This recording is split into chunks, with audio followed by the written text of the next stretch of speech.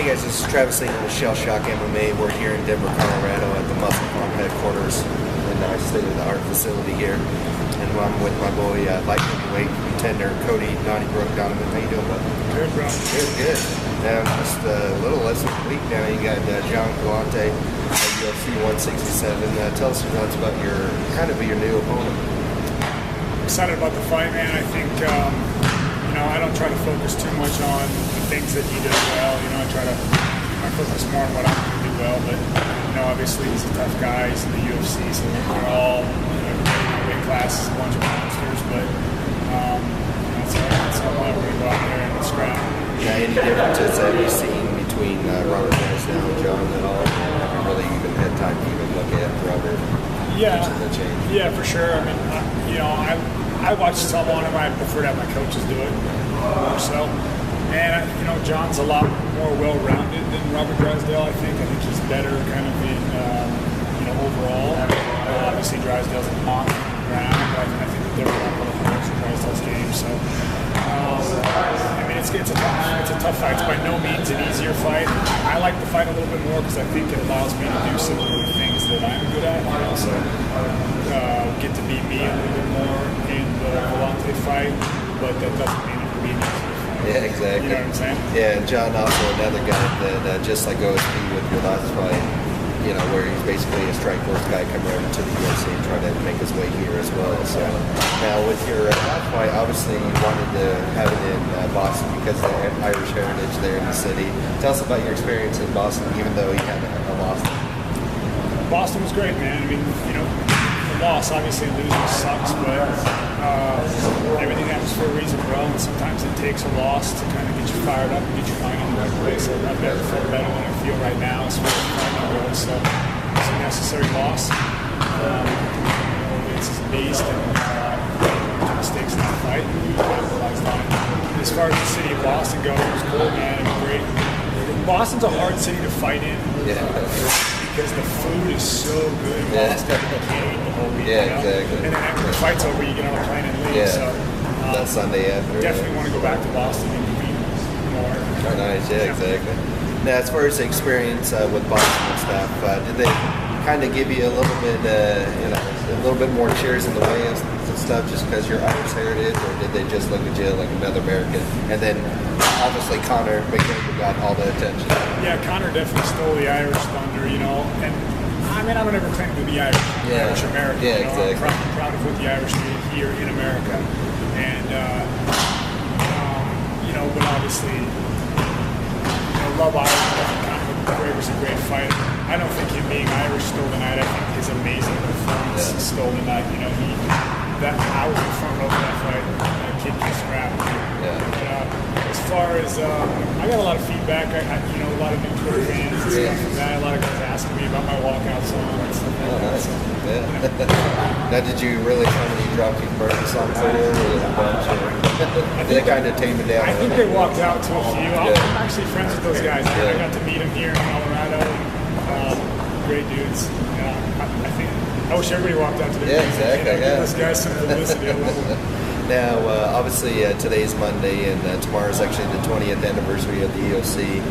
You being pretty much raised in Denver and stuff, do you know anything about UFC 1? Obviously, you were just kind of kids when it first started.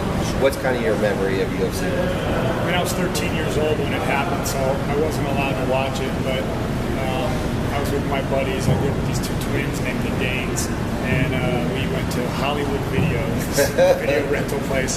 We rented it on VHS and watched it at their parents' house, and I was like, man, I wanted to do that. The second I saw it, I watched Royce Gracie win, and I wanted to learn jiu-jitsu, man. I didn't necessarily want to be a fighter, but I wanted to learn jiu-jitsu so bad. Last year I got my black belt, and I was kind of 19 years later, whatever. Exactly.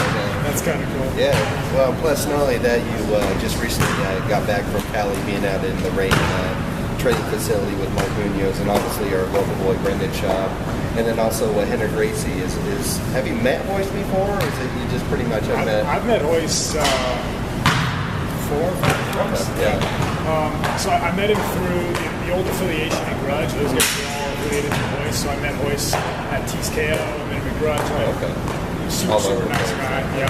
I've spent more time, training with Hiram and Henner just because those guys are really good buddies with Brendan, and Brendan's one of my best friends, so just kind of get to meet them. Yeah, exactly. Yeah. Awesome guys, man. They always take care of me.